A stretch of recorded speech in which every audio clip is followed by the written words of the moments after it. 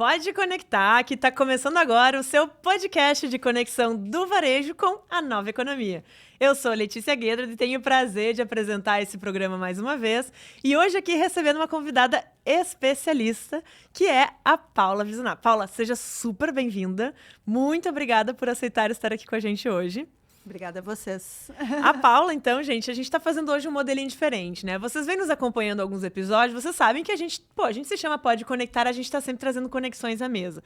A gente hoje quis aproveitar o conhecimento da Paula, que tá aqui hoje, aqui no Connector Hub. A gente tava recebendo o evento de Café com Lojistas, que é oferecido pelo Sim de Lojas todo mês. E a Paula justamente veio com uma fala, trazendo bastante a perspectiva de macro tendências também neste momento de mudanças climáticas, né? Então, especialmente o pessoal do Rio Grande do Sul, essa aqui é uma pauta que a gente tem falado muito nos últimos meses, né? E daí a gente pensou, poxa, a gente vai estar com esse conhecimento aqui dentro de casa, vamos trazer, né? E deixar aqui disponível também para o pessoal do Pode Conectar que nos acompanha aí, porque a gente está falando de macro tendências, a gente está falando de inovações, a gente está falando de tudo um pouco também, né? Então, para apresentar um pouquinho a Paula, antes dela se apresentar, fazer aqui as honras da casa, né? Então, a Paula é pós-doutora em Design e Comunicação, sócia fundadora da Radar ESG, né? Uma consultoria em sustentabilidade de futuro, e também Head de Inovação na Luz Design e Branding. Então, Paula Visonato com a gente. Paula, obrigada mais uma vez por ter aceito o convite, por ter feito uma palestra excelente aqui para os nossos lojistas. E eu já vou introduzindo o assunto aqui com uma provocação que fiquei, assim, né? A gente está seguidamente falando aqui, o nosso podcast tem, né, essa visão de inovação para o varejo. E quando a gente fala em inovação, a gente está sempre falando em futuro, né? A gente está sempre pensando para frente, o que vem.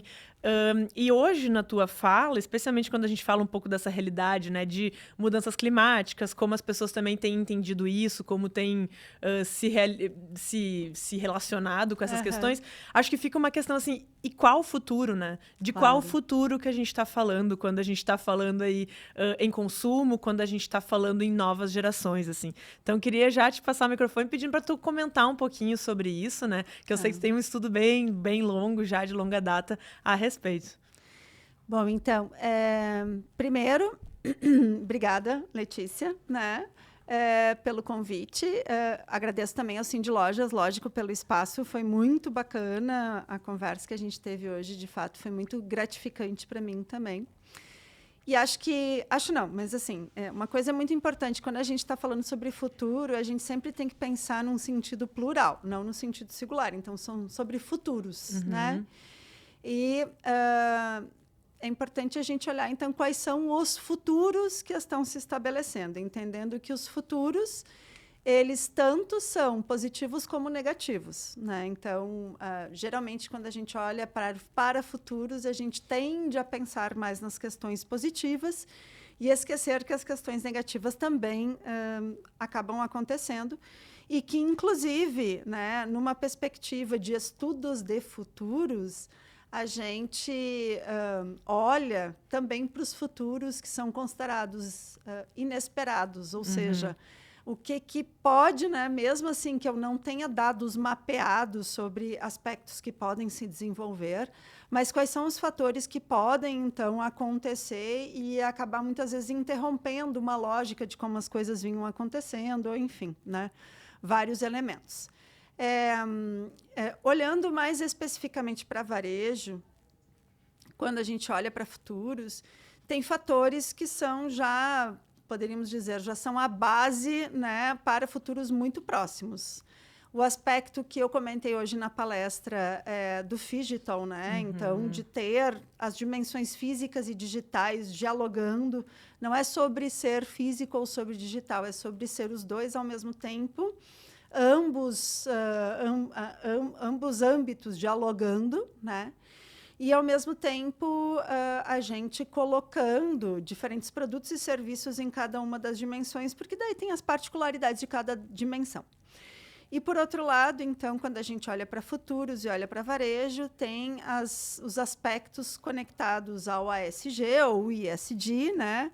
Que podem ser colocados em prática a partir de alguns elementos assim mais fáceis, talvez, né, de serem replicados. Então, a gente está falando aí sobre e, de novo, ligando com coisas que eu trouxe na fala de hoje, sobre buscar, muitas vezes, né, o fornecedor de produto que está mais perto da gente, se não é diretamente do local mesmo, né, mas que esteja mais perto, para que a gente possa evitar transporte, com isso uma pegada de carbono maior, né? Ou então fazer a compensação da pegada de carbono, porque todos nós produzimos, né? Todos nós produzimos pegada de carbono e a gente pode hoje fazer compensação disso. Ou então buscar de alguma forma substituir embalagens por embalagens feitas com plástico, por exemplo, por embalagens feitas com matéria-prima biodegradável. Ou então buscar marcas que tenham certificação de produção. Existe a dimensão do trabalho, das pessoas envolvidas no trabalho.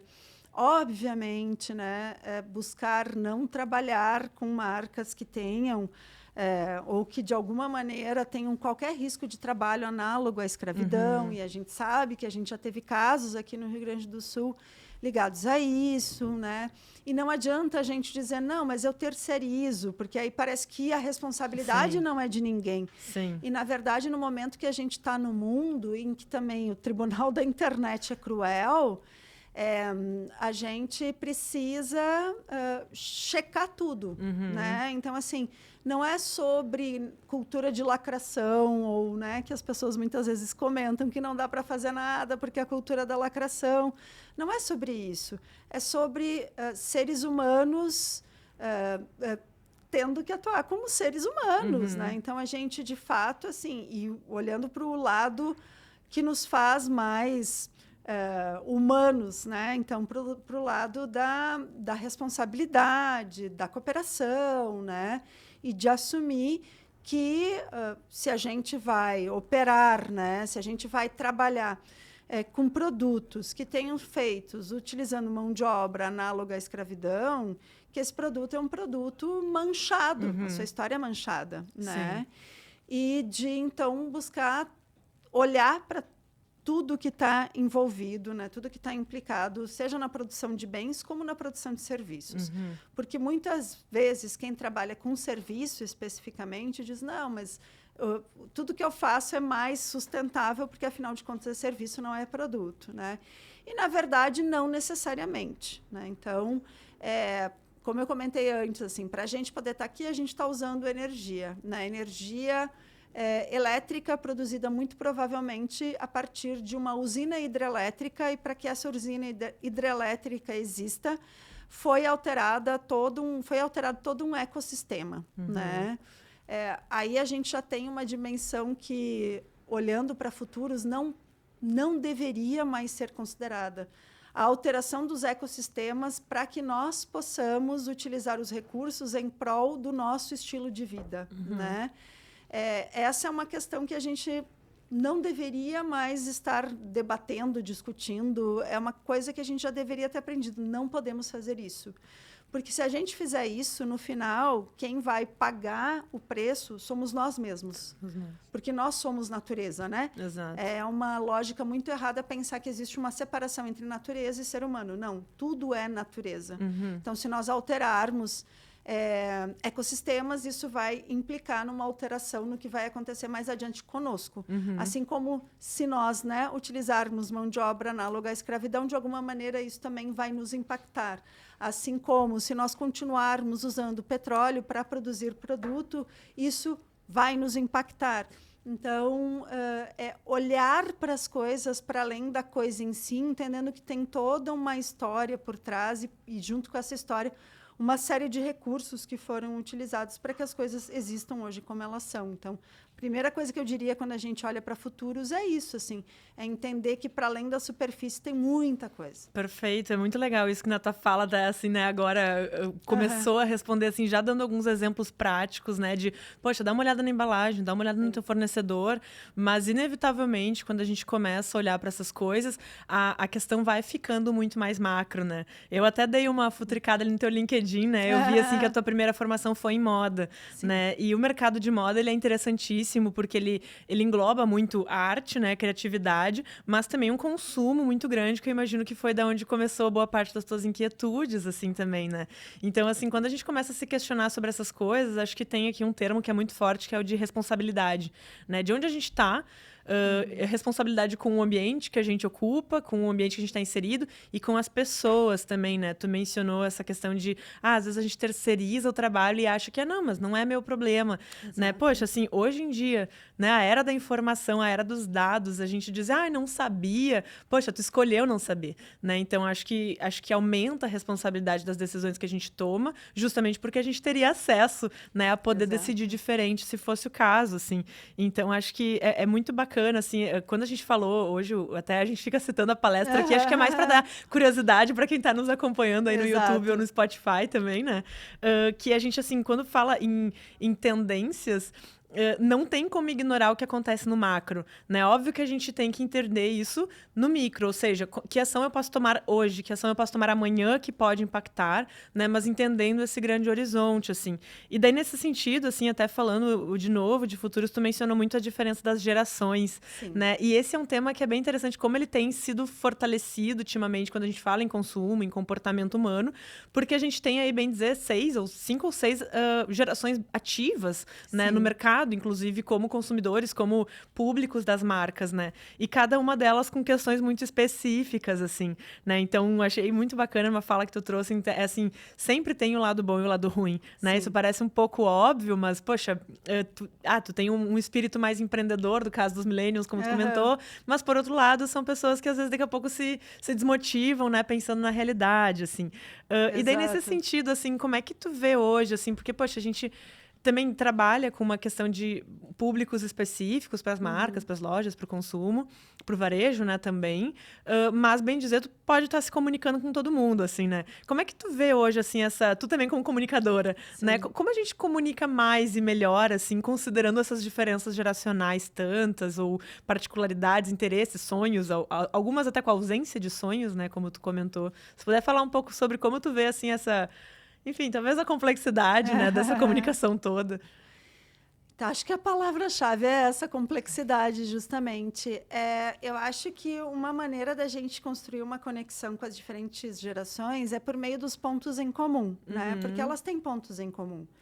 E, inclusive, hoje eu busquei falar sobre quais seriam esses pontos, né?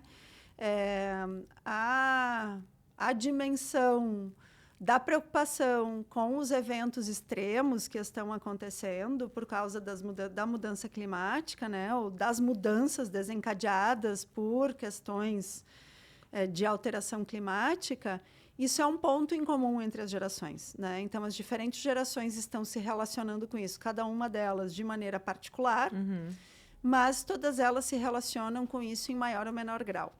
Então, acho que esse é um ponto. Então, comunicar utilizando isso como uma pauta, talvez, para desenvolver algum tipo de conteúdo, mas que seja real, né? Porque também não adianta a gente desenvolver conteúdo só por desenvolver conteúdo para ter aquele engajamento, porque, ao mesmo tempo que o engajamento acontece a partir de alguma coisa pontual, ele vai acabar, num futuro, se esvaindo, né? Então, como construir uma história mais duradoura? Que seja alguma coisa que reflita um pouco dessas preocupações, de alguma forma, mas que, ao mesmo tempo, seja verdadeiro, né? Então, acho que esse é um ponto. Outro ponto importante e além, assim, daquela... Ok, eu quero construir uma relação com essa geração. E, geralmente, as pessoas olham para os jovens, né? Porque os jovens, obviamente, são aqueles que também... pensam menos sobre o consumo e, por pensarem menos sobre o consumo, acabam sendo pessoas que consomem mais, né? Isso é uma coisa, mas essa coisa está mudando, porque a gente tem ali a geração dos alfas, que é uma geração mais conectada, e é conectada porque está ficando, assim... Está chegando nesse momento do eu não sei que futuro será o meu. Que são as crianças, né? Os alfas. Que são as crianças, né? Crianças e já pré-adolescentes, porque começa a partir de 2010, então a gente tem até hoje, 14 anos, eu diria que já adolescente. Já está adolescente. Já está adolescente. E como o vídeo que eu trouxe, já são pessoas também, para falar sobre isso especialmente, são pessoas que logo, logo serão jovens aprendizes, né? Então, também tem essa questão do ser atraente para eles, né? Ser uma empresa atraente para esse recurso humano, sabe? Então, tem vários fatores. Tem o fator do consumo, tem o fator da empregabilidade, tem o fator, todos os fatores sociais também, né, que a gente comentou. E aí, então, como eu estava comentando, né, os alfas são mais conscientes, a gente poderia dizer assim, por causa dessa ausência de futuro, acho que esse é o termo que eles percebem. E por isso, então, por serem, né, por terem essa emergência em lidar com isso, são mais conscientes ou tendem, no momento em que forem tomar suas decisões de consumo, a serem mais conscientes do que, por exemplo, a geração Z, né? Que é a geração dos paradoxos. Então, acho que a gente olha muito, principalmente, sobretudo hoje, para a geração Z, que é essa geração de 95 até 2010. Então, são pessoas que estão aí entre 20 e 30 anos, né? Porque são essas pessoas mais efetivas em termos de consumo. Mas, como a gente também viu, a gente tem todo um crescimento, né, de uma parcela de pessoas aí que estão entre 35, 40, 50, 60 anos no Brasil e no mundo, e que também estão cada vez mais sensíveis aos aspectos do clima, as questões que atravessam as diferenças sociais, aos aspectos da diversidade ou das diversidades também, né? E que querem construir uma relação mais verdadeira com as marcas, né? Com as Tu até marcas, mencionou um espírito negócios. ativista sendo muito aflorado nessas gerações mais velhas, né? Exato, né? Então, assim, parece que não, que é só... Não, é só aquelas... Eu falei das senhoras na Suíça, né? Não, são só aquelas senhoras ali na Suíça. Não são só aquelas senhoras na Suíça, né? São aquelas senhoras na Suíça, são um grupo de pessoas que está em algum outro lugar... na Nova Zelândia, sabe? E que, por conta disso, também acaba tendo um impacto, de novo, nas novas gerações. Então, tem um fator também que é muito legal quando a gente olha para a geração boomer e para a geração alfa, que é, geralmente, né, ou a gente, né, observa isso. A geração boomer são os avós, né, da geração alfa. Então, a geração boomer são aqueles ali nascidos entre... pós-guerra, né? E aí até tipo 45 até, na verdade, de 50 até mais ou menos 65, né? É aquela geração ali. E a gente tem os alfa, então, que são 2010 até agora, vai um pouco além. Eles são avós ou são bisavós dessa geração, né? E eles estão convivendo juntos. Então, tem uma influência também que é feita pela alfa para com essa geração. Claro, porque é mútuo, né? De um lado, incentiva... Os mais velhos, né, também influenciam os mais novos e vice-versa, né? E aí tem, por exemplo, né, onde a gente pode observar essa conexão e essa influência, né? Recentemente, no México, a gente teve uma eleição bem interessante de uma mulher, né? Então, nós temos uma mulher que foi eleita no México, né, e com pautas progressistas, assumidamente contrária a, por exemplo, a guerra na Palestina, né, na faixa de Gaza, contra os palestinos, enfim, né, o Estado da Palestina e o Estado e os israelenses, né, o Estado de Israel. E aí ela tem posições muito claras com relação a isso. Ela é uma ativista pelo clima, né? E essa pessoa foi eleita num contexto que é um contexto super conservador. Os mexicanos são tão conservadores quanto nós, ou talvez até mais, né? Super conservador, de desigualdades sociais, culturais e econômicas muito grandes, né? Como as nossas aqui. E por que isso aconteceu? Aconteceu porque uma das estratégias de campanha adotada ali foi a dos jovens indo conversar com as pessoas nas suas casas. Quem é que estava nas casas? As pessoas mais velhas. Né? Então, E no México, claro, nos países latinos isso acaba acontecendo, sobretudo na América Latina, né? Quando um jovem vai conversar com alguém, as pessoas abrem a casa, Sim. querem receber. E no México tem uma cultura muito forte da hospitalidade. Então, nossa, as pessoas recebendo, né, os jovens, e os jovens daí falando a respeito do, olha só, você usa rede social, né? Você sabia que a rede social, sobretudo, né, a gente sabe, o WhatsApp é uma rede que é muito utilizada para a divulgação de notícias falsas. Você sabia que isso é impulsionado? Então, foram educar as pessoas e educaram justamente essa população mais velha. E essa população mais velha se conectou, então, com esse espírito progressista a partir desta estratégia. Me chama muita atenção aqui esse exemplo que tu traz de como a estratégia, eu sempre brinco assim, a melhor é o feijão com arroz, né? Total. Olho no olho, né? No fim das contas, tu até citou aqui um exemplo de grupos, assim, dos novos Ludites, né? Isso. Que é, poxa, no fim das contas, tu tem essa manifestação de uma extrema tecnologia à disposição da comunicação. Sim. E as pessoas que começam, cara, já chegou, já saturou um pouco, eu quero conversar com uma pessoa, eu não quero ser atendido por um robô, eu não quero mais ter que ficar preso no meu WhatsApp o dia inteiro para responder as pessoas. Exato. Quer falar comigo, me liga, né? Isso. Até o celular os celulares burros, né? Não são os Isso. smartphones, são os celulares que não têm essas funções. E como, olha a influência que isso tem, né? Então, assim, as tecnologias humanas, bem dizer, sendo mais uma vez valorizadas, né? Num contexto em que tudo já mudou tantas e tantas vezes. E no fim, há esse resgate, né? Até uma nostalgia, né? Que tu mesma comentou dos millennials, assim, né? Exato, exato. Então, justamente, ponto a ponto, pessoa a pessoa, olho no olho, né? E isso acontece, claro, no momento de inflexão que a gente está, que a gente tem uma série de tecnologias que apresentam para a gente também um futuro super incerto, no sentido assim do, vai ter emprego, não vai ter emprego, como é que as coisas vão ser, como é que elas não vão ser. E aí a gente tem a retomada, eu poderia dizer, né? De alguma maneira, do desejo pelas relações sociais sem a intermediação de um dispositivo, né? Seja esse dispositivo um celular ou qualquer outra coisa que o valha. Né? Eu sou muito desse partido, para mim é amém, amém isso. Não, inclusive, isso é um fato pontual dos millennials, como eu falei, né? Que são uma geração muito nostálgica, é um traço geracional muito forte dos millennials, a nostalgia. Isso vem desde algum tempo, né? Sobretudo início dos anos 2000, assim, eu acho que o século XXI ele é muito marcado pela nostalgia, tanto que tem até um livro do Zygmunt Bauman, que é um sociólogo bem importante, né? Que morreu há pouco tempo, enfim, que chama Retrotopia, né?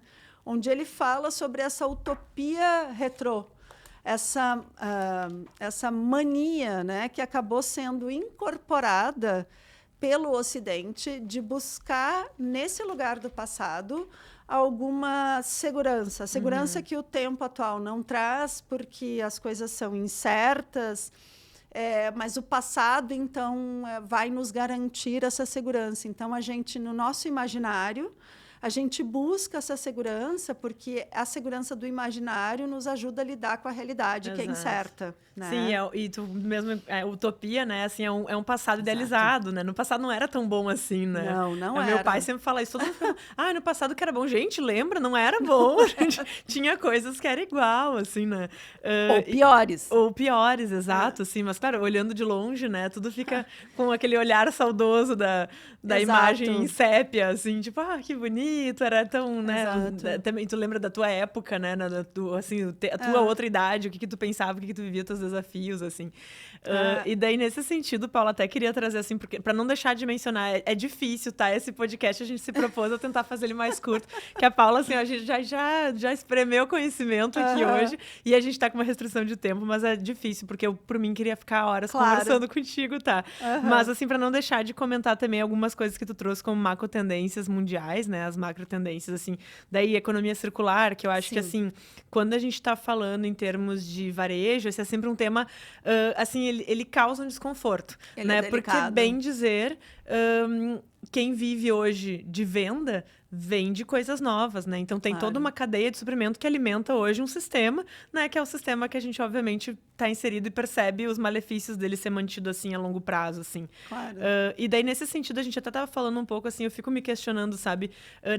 Essas tendências, assim, da gente ter uma população um pouco mais consciente, né? E isso se reflete no consumo, né? Então, assim, bem dizer, quando a gente se preocupa com o clima, com, né, as mudanças climáticas, com o impacto no planeta, não tem como tu ignorar o problema do consumo, né? Um consumo excessivo, naturalmente, gera mais resíduo, gera mais poluição na cadeia, enfim, né? Todas as questões que a gente sabe, assim.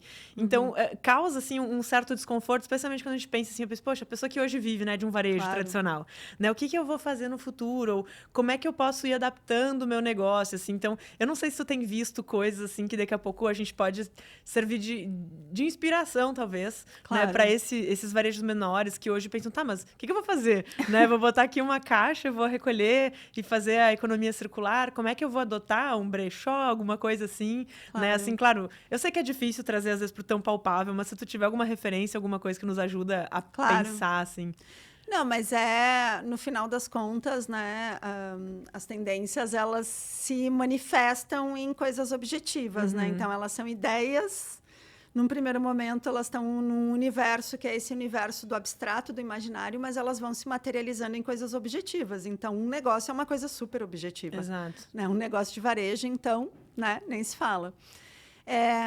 Eu tenho um exemplo que, inclusive, eu trouxe hoje, que é da Patagônia, né? Que a Patagônia, nas suas lojas... Que é uma marca de roupa, né? Mundialmente conhecida. Exato, né? Que é uma marca de roupas mundialmente conhecida e que tem, assim, nos seus propósitos, assumidamente a sustentabilidade, desde sempre, né?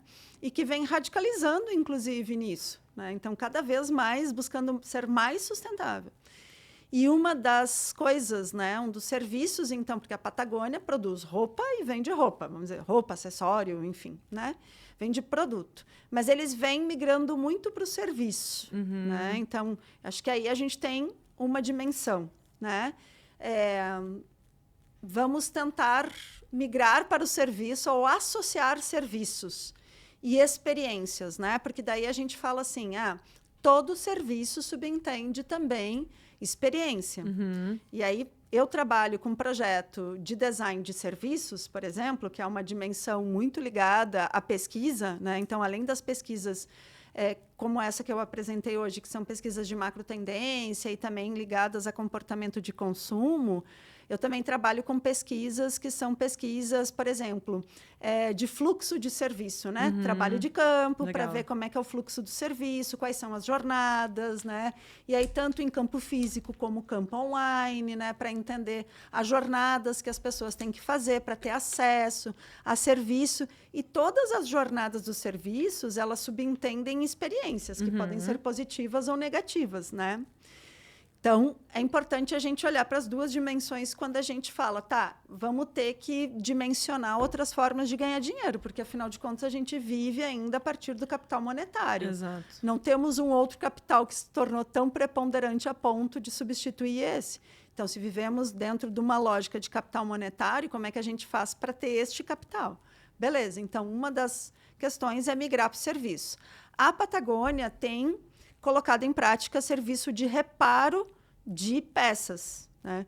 E o mais interessante é que esse serviço de reparo, que está em várias lojas, não é em todas, mas em várias lojas do mundo, né? Lojas próprias da Patagônia, são serviços de reparo não só dos produtos da marca, são serviços de reparo. Legal. Para produtos de outras marcas. Legal. Entende? Então, eles assumiram, como eu mostrei ali na foto, né, que reparar produtos é um ato revolucionário. E assumindo isso, eles também estão dizendo, não, revolucionário não é só reparar os produtos da Patagônia, é reparar produtos. Acho que é um olhar que demonstra, né, assim, poxa, eu entendo que eu estou inserido em um ecossistema. Exato. Né? Eu não sou a única marca, eu não sou o único produtor de roupas, eu não sou. Exato. Eu posso apoiar mais do que simplesmente ligado ao meu nicho, né? Acho que tem aqui uma mensagem de coletividade que também faz muito sentido, né, quando a gente está falando dessa ascensão da percepção da relação humana como mais importante do que a coisa ensina. Exato. Meu pai sempre fala isso, já citei meu pai mais de uma vez hoje, eu tô com saudade dele, hoje é dia dos pais no fim de semana. As coisas mais importantes não são as coisas, né? Eu acho que a gente cada vez mais tem falado sobre isso, assim. Eu também, como essa entusiasta e a socióloga, adoro muito que isso esteja acontecendo, assim, né?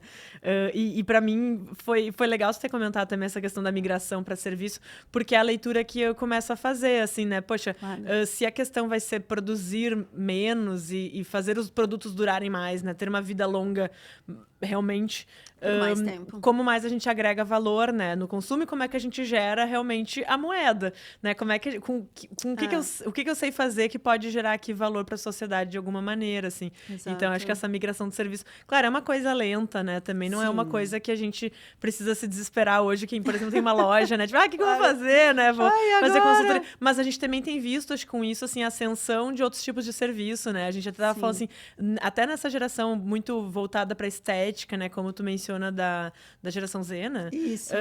A questão de pessoas que trabalham com coloração pessoal, que trabalham com outros tipos de identificação, né? Exato. De serviços, como agregar, né? A sabedoria. Acho que é isso, assim. Então, acho que vem aí um bom momento de conhecimentos compartilhados, imagino eu também, né? Porque isso daí está conectado à questão das novas economias, né? A gente tem aí a economia do conhecimento, que é uma economia que só tende a crescer. Então, assim, eu brinco muito com as pessoas, eu digo, olha, quando a gente vê qualquer videozinho do TikTok mostrando uma receita nova, um jeito de fazer alguma coisa, ou mesmo um tutorial de make, isso é a economia do conhecimento, porque a pessoa está passando um determinado conhecimento para outras pessoas. O podcast que estamos gravando, né? Exato, isso é a economia do conhecimento em ação. Então, a economia do conhecimento não diz respeito a universidades, escolas. Não, é sobre o compartilhamento dos saberes, sejam eles saberes muito elaborados ou sejam os saberes mais simples e diretos do nosso cotidiano.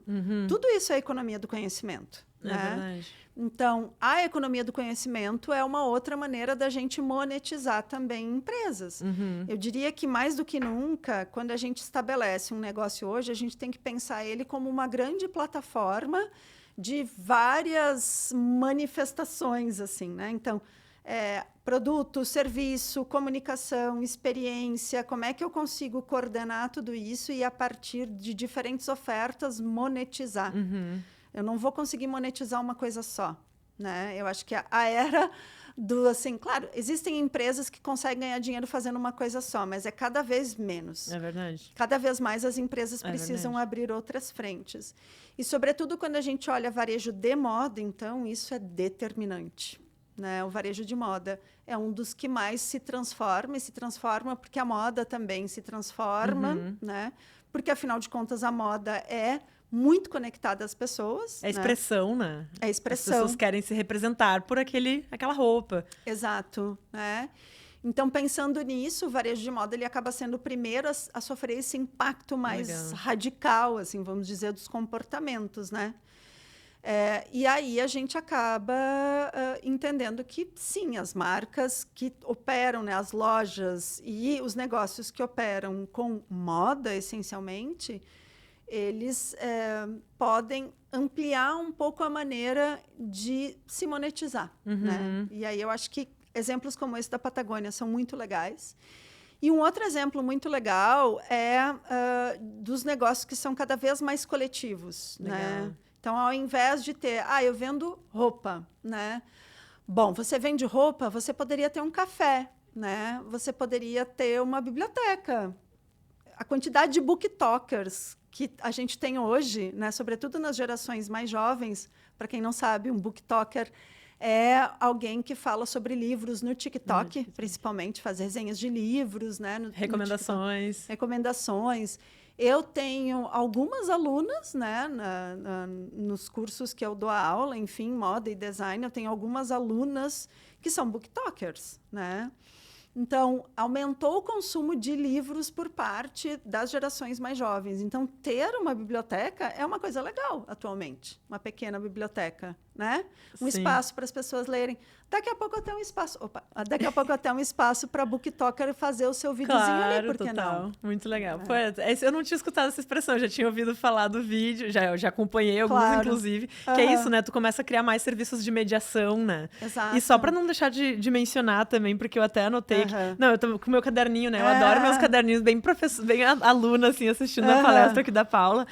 Mas essas outras tendências, né, que tu citou, como cidades inteligentes, né? Cidades inteligentes, a questão da transparência nos processos de produção, né? Para mim, essas mencionam, elas estão totalmente relacionadas às anteriores, né? As outras duas de novas economias e economia circular que a gente mencionou, porque elas trazem realmente essa coisa até do local valorizado, né? Então, acho que a cidade inteligente, entendo também que ela tem essa coisa das pessoas percorrerem os percursos a pé, né? Como tu menciona, o que, de certa forma, ele fortalece novamente o varejo físico. Né? Então, é isso, ele não é inexistente o varejo nesse cenário, né? Ele só é transformado, associado a outras experiências, né? E a questão da produção, acho que, de novo, volta para aquele âmbito de responsabilidade que a gente estava falando. Né? Então, assim, tu ter ciência de todo o processo produtivo, porque, assim, tu decidiu optar por ele, e que ele seja comunicado, né? Que as pessoas que têm interação com a marca saibam por que essas decisões foram tomadas e, de preferência, que elas sejam boas, né? Para o planeta também. Exato. E é sobre isso, cada vez mais é sobre isso. É sobre como nós estamos nos relacionando com o planeta, né? E é cada vez mais sobre como nós estamos contribuindo para o bem-estar do planeta. Entendendo que contribuindo para o bem-estar do planeta, nós estaremos contribuindo com o nosso bem-estar, né? Então, é sobre cada vez mais como as organizações, e quando eu falo organizações, são, enfim, diferentes organizações, seja varejo, seja indústria, seja tecnologia, seja conhecimento, como as organizações de mercado ou também não de mercado, né? E daí aqui entram questões públicas, né? E tudo mais, como que o que elas fazem e produzem impacta o planeta. E como nós, então, enquanto indivíduos, também praticamos, né, essa mentalidade pró-planeta. Né? Então, é menos sobre nós e muito mais sobre o planeta, porque se é sobre o planeta, no fim, é sobre nós. É sobre nós, exatamente. Né? Então, ter esse olhar que é um olhar realmente sistêmico e ecossistêmico, né? Porque a gente está falando da sobrevivência dos ecossistemas e, em última instância, da nossa sobrevivência. Né? Tem uma palavra que eu conheci, assim, quando eu fui para Israel, né? Antes um pouco dos conflitos, ali tive essa oportunidade, que para mim sintetizou muito, assim, essa visão de cultura de coletivo, né? Que é, bom, para mim, todas as palavras que eu aprendi, assim, em hebraico, elas todas têm muito significado, né? E é uma pessoa que nos recebeu, que inclusive é uma professora também, uma socióloga, ela comentou que a palavra eu, pro nós, não tem diferença, ela é só o plural, né? O nós, em hebraico, é eus, né? Então, acho que reflete muito bem isso, assim, não existe eu e nós, né? O eu está em nós, a gente não é um indivíduo separado do coletivo, a gente faz parte, né? Inclusive, a gente soma com as nossas diferenças, então, acho que, enfim, né? Eu termino, assim, pra mim, essa parte muito forte, assim, e assim, trazendo, acho que, do teu olhar até uma última pergunta, assim, se tu me permite, assim. Claro. Como é que tu lida, assim, com essa questão? Porque, às vezes, a gente, quando tem acesso a essas informações, às vezes dá um desânimo, né? Poxa, tá muito difícil, né? Como é que a gente se mantém otimista, assim? Tu vai se amparando em alguma coisa, em alguma realidade, ou é crença pessoal, assim? Então... Vamos terminar por aqui. Não, assim, eu naturalmente sou uma pessoa otimista, né? Então, o otimismo para mim não é uma escolha, ele é eu, né? Naturalmente sou uma pessoa otimista e naturalmente também costumo olhar para as pessoas a partir de um olhar mais positivo do que negativo, né? Mas, ao mesmo tempo, assim, eu aprendi, sobretudo, com o trabalho de pesquisa de tendências, né? Eu aprendi que a gente tem que olhar sempre para os dois lados, né? E aprendi, e daí agora vem, assim, terapia, né, gente? Aprendi que primeiro a gente olha para os nossos dois lados, porque a gente não é só uma coisa ou outra, a gente é tudo ao mesmo tempo, né? Então, a gente olha para a gente para depois olhar para o mundo, né? Mas eu acredito de fato, assim, no ser humano e na dimensão mais positiva do ser humano, muito baseada também por uma perspectiva mais humanista mesmo, né? Então, por mais que existam as guerras, e guerra é uma coisa que o ser humano sempre fez, né? Não é uma coisa de hoje, é uma coisa de sempre, né? E é uma maneira dos seres humanos imporem as suas visões. É a maneira mais radical, na verdade, dos seres humanos imporem as suas visões. E é uma coisa horrível. Mas, ao mesmo tempo que a gente tem isso, a gente tem pessoas que conseguem, por exemplo, como a Malala Yousafzai, né, que é essa ativista pela educação, elas conseguem, a partir de uma postura de pacificação extrema, porque ela foi uma pessoa que sofreu um atentado, né? Ela esteve entre a vida e a morte porque ela queria estudar, né? E por ser mulher também. Então, olhando para esses exemplos, eu acho que a gente percebe que é possível, a partir de uma postura de pacificação, que não é simplesmente eu vou, né, assim, vou aceitar o que acontece. Não, ela tem uma postura proativa, ela luta, ela fala, ela muitas vezes assim também, né, enfim, fala sobre as coisas ruins e tal. Então, ela fazendo isso, ela consegue levar adiante essa mensagem dela e tocar muitas pessoas. E também eu acredito que esse tipo de postura, como a da Malala, e tem, inclusive, um documentário que está aberto, que é da Deutsche Welle, está aberto no YouTube, todo mundo pode assistir, que é Girls for Future, né? Mostra o caso de 4 meninas no mundo que são ativistas em prol do clima, porque elas foram diretamente atingidas por isso, né? Eu acredito que esse ativismo, que às vezes ele é mais silencioso, porque essas meninas elas foram descobertas a partir de um projeto feito pela Deutsche Welle, né, em diferentes lugares, para além assim da realidade eurocêntrica ou americana do norte cêntrica, né? Então foram olhar para a África, foram olhar para a Austrália, foram olhar também para a Ásia, sabe, em busca de exemplos inspiradores, né? Acredito que esses exemplos, eles estão longe dos holofotes e eles não têm milhões de seguidores num primeiro momento, mas eles estão aí.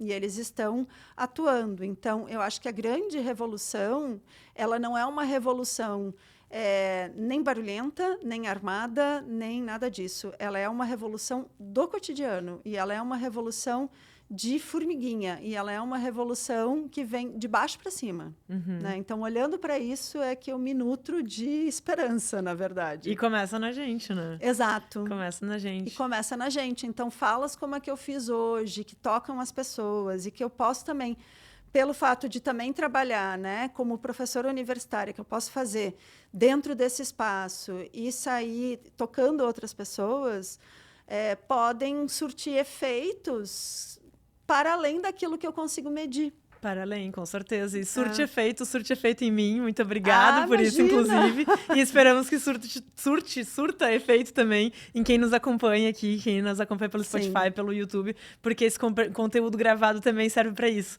né? Claro. Para ele ser compartilhado, para ele ficar na memória coletiva, assim.